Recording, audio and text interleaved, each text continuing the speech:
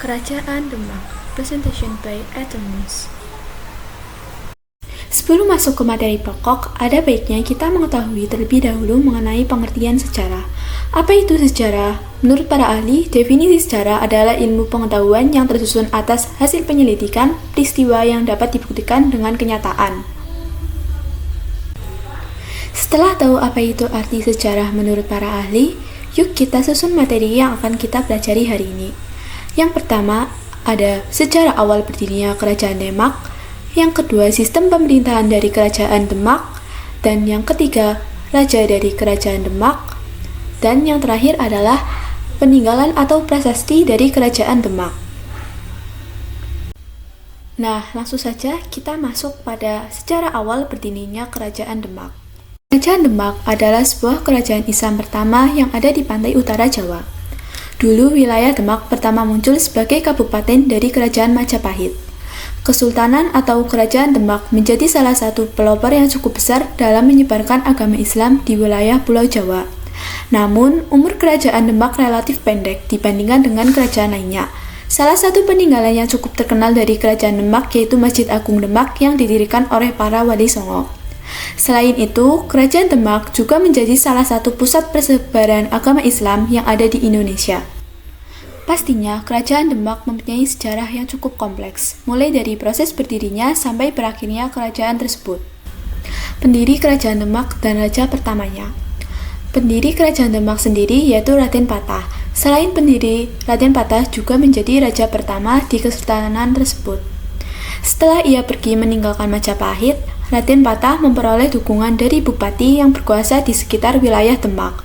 Lalu ia mendirikan Kerajaan Demak hingga kemudian kerajaan tersebut menjadi sebuah kerajaan Islam, sehingga aturan dan norma yang diterapkan berlandaskan pada nilai-nilai dan ajaran Islam. Pendiri Kerajaan Demak dan raja pertamanya. Tak hanya itu saja, berdirinya Kerajaan Demak ditandai oleh keberadaan Condro Sengkolo. Menurut cerita yang beredar hingga saat ini, ketika Raden Patah pergi berkunjung ke Gelagahwangi, ia berjumpa dengan seorang yang dikenal dengan panggilan Nyai Lembah. Di sana, Raden Patah kemudian disarankan untuk menetap di Gelagahwangi.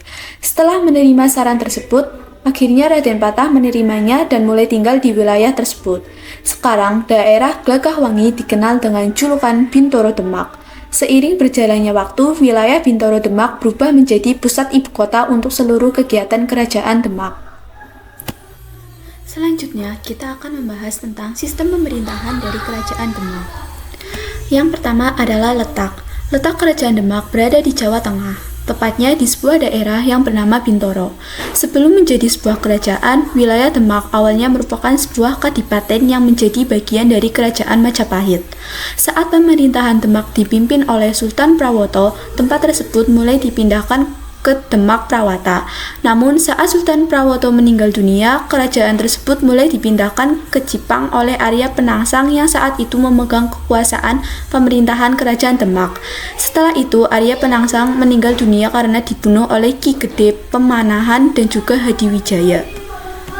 Untuk Hadiwijaya sendiri berasal dari Pajang, di mana setelah membunuh Arya Penangsang, ia kemudian menerima kendali penuh untuk mengatur semua hal di Kerajaan Demak. Lalu setelah itu, Kerajaan Demak beralih menjadi Kerajaan Pajang. Selanjutnya adalah sistem pemerintahan. Kerajaan Demak menjalankan sistem pemerintahan teokrasi, yaitu pemerintahan yang berdasarkan pada agama Islam. Sisi positif dari penerapan pemerintahan Demak yang dipengaruhi oleh ajaran Islam adalah kemampuan Demak untuk berkembang menjadi kota dagang yang diperhitungkan. Selain itu, juga menjadi pusat dari aktivitas penyebaran agama Islam di Pulau Jawa. Sejak pemerintahan Raden Patah, Demak mulai dijadikan sebagai pusat aktivitas penyebaran agama Islam di Pulau Jawa. Dengan adanya pengaruh dari ajaran Islam, maka memberikan pengaruh pula terhadap sistem pemerintahan Kerajaan Demak, di mana memang keberadaan dari ajaran Islam dijadikan sebagai acuan atau dasar di dalam menjalankan sistem pemerintahan ini. Selanjutnya, kita akan masuk ke dalam materi raja atau pemimpin Kerajaan Demak.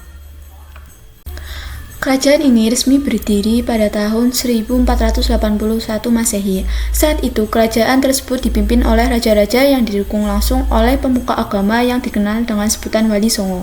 Ada beberapa raja yang sudah memimpin kerajaan Demak dari awal berdiri, proses menuju kejayaan, dan sampai kerajaan tersebut mengalami keruntuhan. Untuk silsilahnya, kalian bisa melihat bagian gambar yang sudah ada pada video. Berikut ini adalah silsilah raja dari kerajaan Demak yang perlu dipahami. Raden Patah. Raden Patah merupakan putra dari pemimpin kerajaan Majapahit yang bernama Raden Brawijaya. Dari pernikahannya dengan seorang putri Keraton Sampa. Di dalam kerajaan Demak, Raden Patah adalah raja pertama dan menjabat selama 18 tahun, mulai dari tahun 1500 sampai 1518. Selama ia berkuasa di kerajaan Demak, banyak hal yang sudah ia bangun, mulai dari rumah, termasuk Masjid Agung Demak, yang sampai sekarang masih berdiri dengan kokoh di pusat kota Demak. Sultan Trenggana. Sultan Trenggana menjadi salah satu raja dalam silsilah kerajaan Demak yang dikenal karena pertempurannya yang dalam merebut Sunda Kelapa dari tangan penjajah Portugis yang ada di bawah pimpinan Fathahillah.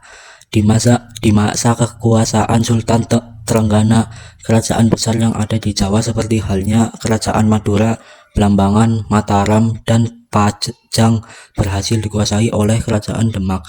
Kemudian pemerintahan Sultan Trenggana berakhir setelah ia wafat ketika peperangan yang terjadi di Pasuruan tahun 1546.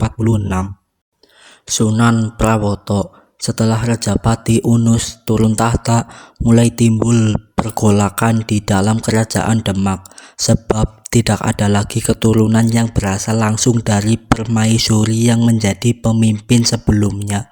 Oleh karena itu, Sultan Trenggana menjadi raja setelah lengsernya Pati Unus. Setelah Sultan Trenggana meninggal kerajaan Demak, ia lalu digantikan oleh Sunan Prawoto yang hanya memimpin selama berapa tahun saja, sebab ia lebih tertarik untuk mendalami kehidupannya sebagai seorang ulama yang menyebarkan agama Islam ke seluruh penjuru Jawa.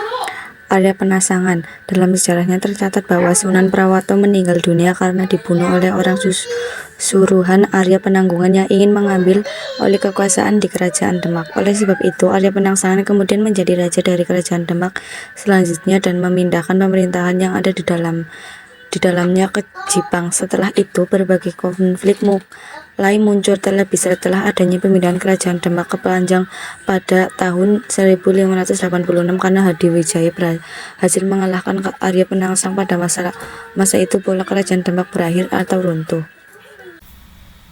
Selanjutnya, kita akan masuk ke dalam materi peninggalan atau prasasti kerajaan Demak. Makam Sunan Kalijaga. Perlu diingat, Wali Songo termasuk Sunan Kalijaga menjadi tokoh yang berperan penting dalam penyebaran agama Islam di kerajaan Demak. Sunan Kalijaga telah wafat pada 1520 silam di kebumian di desa Kadilangu. Makam Sunan Kalijaga menjadi salah satu peninggalan kerajaan Demak yang masih lestari. Wisatawan kota Demak tak pernah lupa menyambungi situs ini untuk berziarah dan melantang doa.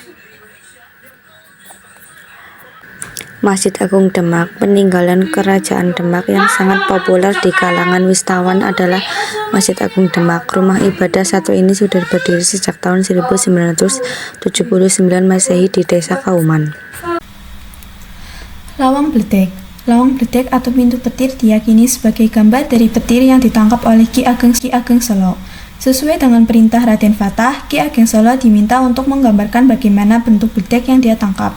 Baru saja menggambar bagian kepala, bledek itu hilang. Kini pintu tersebut dijadikan sebagai candra sengkolo dari sejarah berdirinya Masjid Agung Demak. Selanjutnya ada Soko Guru. Jika mendatangi Masjid Agung Demak, kamu akan melihat 4 tiang utama di tengah. Itu merupakan Soko Guru yang terbuat dari kayu jati. Fungsi dari Soko Guru sendiri adalah sebagai penyangga kerangka masjid.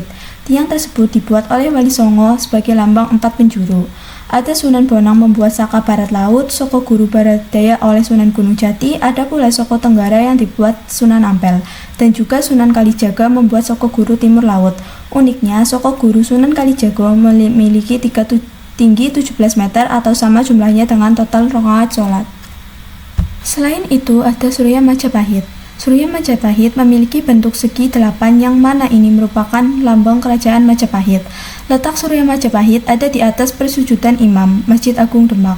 Peninggalan kerajaan Demak yang masih lestari satu ini punya makna tersendiri, yakni hasta, brata atau 8 sifat kepemimpinan meliputi matahari, bulan, bumi, samudra, angin, api, air, dan bintang.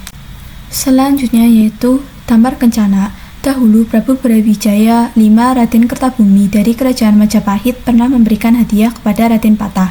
Hadiah itu berupa Damar Kencana, yakni singgasana raja yang dipergunakan sebagai mimbar khutbah Masjid Agung Demak. Prabu Brawijaya V menyerahkan Damar Kencana kepada Raden Patah saat ketika beliau dinobatkan sebagai Raja Kesultanan Demak Bintoro. Selanjutnya juga ada situs kolam wudhu. Peninggalan kerajaan Demak selanjutnya yang masih lestari ada situs kolam wudhu. Pada zaman dahulu, lokasi ini pernah jadi tempat para wali songo berwudhu. Kemudian, Piring Campak. Masjid Demak memang kaya akan peninggalan kerajaan Demak yang masih lestari. Misalnya saja, piring campak berjumlah 65 buah. Piring porselen ini adalah hadiah dari Ibu Raden Patah Siubansi. Setelah itu ada Maksurah. Maksurah sendiri merupakan ruangan yang berbentuk persegi panjang berisikan ukiran kaligrafi untuk para raja dan ulama. Kemudian yang terakhir adalah mihrab. Kerajaan Demak meninggalkan sebuah mihrab atau tempat pengimaman. Dipercaya di dalam mihrab terdapat hewan bulus dari prasasti Candra Sengkolo. Sekian materi yang dapat kami sampaikan pada video kali ini. Kurang dan lebihnya kami mohon maaf. Terima kasih.